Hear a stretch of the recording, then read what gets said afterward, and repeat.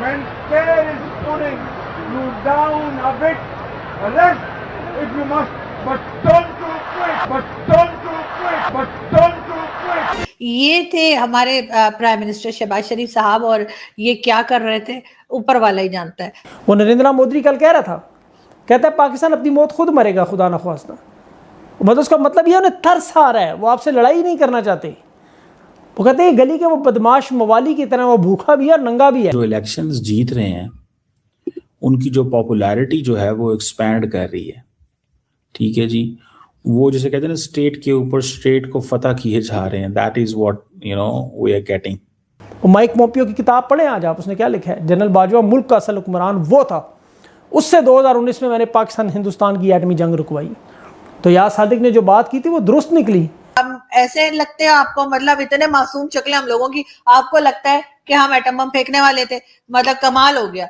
और उसके बाद इनको पता चल गया, बता एटम बम ना हुआ, हमने जैसे वो पकौड़े के लिए ना घी गरम कर रहे थे हम तो एटमी कुव्वत हैं, ऐसे थोड़ी हम पे हमला कर देगा हमें खा जाएगा, ये सिर्फ झूठ बोला जाता है। पर इस पावर ब्रेकडाउन के बाद मुल्क का क्या होगा और हमारा दुश्मन भारत क्या सोच रहा होगा। हर चीज जितना मर्जी शोर डाल रही है, वो कहते हैं हमें कोई परवाह नहीं है, हमें इस चीज की कोई परवाह नहीं है। We do not care.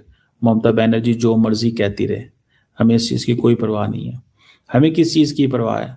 हमें इस चीज की परवाह है कि हमने हर कीमत के ऊपर 100%। नमस्कार दोस्तों, पाकिस्तानी मीडिया से एक के बाद एक रिएक्शन आ रहे हैं। जो बंगाल जीती है बीजेपी ज़बरदस्त तरीके से, उसके बाद पाकिस्तान और बांग्लादेश की हालत ख़राब है। बांग्लादेशियों को बिल्कुल साफ लगता है कि भाई अब मोदी जो है वो बिल्कुल बांग्लादेशियों को घुसने नहीं देगा, पूरा बॉर्डर सील कर दिया जाएगा। वहीं पाकिस्तानियों को भी लग रहा है कि जो उनके प्लान थे और साथ में चीन के जो प्लान थे वो पूरी तरह से फेल्ड हो गए, क्योंकि इनकी पूरी कोशिश थी कि बांग्लादेश के ज़रिए इन्फ्लेट करें बंगाल की तरफ से, और जिसमें कहीं ना कहीं ममता बनर्जी की सरकार रोक नहीं पा रही थी उन चीज़ों को। अब इन्हें लगता है कि बीजेपी पूरी तरह से रोक देगी और इन्हें काफ़ी नुकसान होगा इससे। तो पाकिस्तानी मीडिया में पूरा आज बिल्कुल मोदी जी के नाम पे हाहाकार मचा हुआ है, काफ़ी डरे हुए हैं और लगातार इसमें इस तरह की क्लिपिंग्स आ रही हैं। तो देखिए चीमा साहब क्या बोल रहे हैं, इनको अभी साफ दिख रहा है कि ये काफ़ी इस चीज़ से परेशान है और खुश नहीं है कि मोदी जी जीत गए। अब इनका कहना है कि भाई मोदी जो है वो लगभग भारत के ज़्यादातर स्टेट जीत चुके हैं और वो चीज़ बिल्कुल साफ दिखती है, वो चीज़ बिल्कुल दिखती है। भारत के सारे स्टेट जीतने के लिए तो राजनीति कर रहे हैं, वो इसी काम के लिए तो आए थे, वही काम उन्होंने कर रहे हैं। तो आप इस सबके बारे में क्या सोचते हैं कमेंट बॉक्स में जरूर लिखिएगा। वीडियो अच्छा लगे तो लाइक करें, शेयर करें, चैनल को सब्सक्राइब करना ना भूलें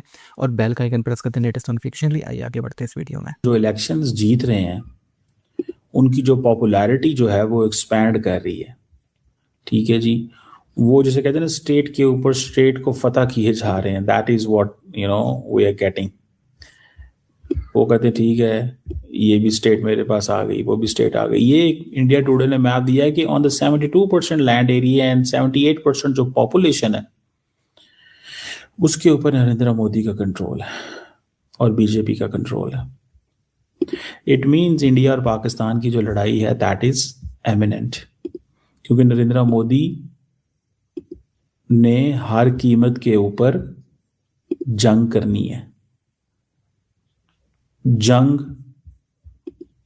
nationalism, war, nationalism, identity, religion, ये उनके फोटे हैं मोदी साहब के,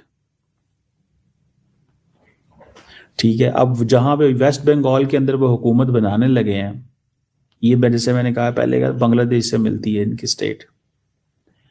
अच्छा, ममता बनर्जी जितना मर्जी शोर डाल रही है, वो कहते हैं हमें कोई परवाह नहीं है, हमें इस चीज की कोई परवाह नहीं है। We do not care. Mamata Banerjee जो मर्जी कहती रहे, हमें इस चीज की कोई परवाह नहीं है। हमें किस चीज की परवाह है? हमें इस चीज की परवाह है कि हमने हर कीमत के ऊपर 100%, देखिए वो कहते हैं 100% हमने जो है ना वो टेरिटरी कंट्रोल करनी है। This is what they thinking. और वो जो इंडिया की जो हिंदी स्पीकिंग हार्टलैंड है उसमें एक्सपैंड कर रहे हैं, वो वेस्ट में भी लेके जा रहे हैं, नॉर्थ ईस्ट में भी लेके जा रहे हैं। ये जो मैप आपके सामने, इसको देख लें, वहां पे अब देखें, ये जो था वेस्ट बंगाल तकरीबन 100 मिलियन की पॉपुलेशन है, ये तकरीबन जर्मनी की से बड़ा है।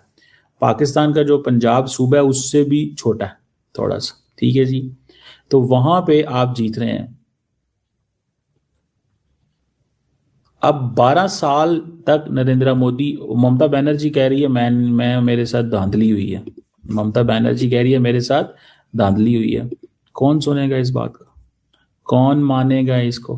कौन एक्सप्लेन करेगा इसको?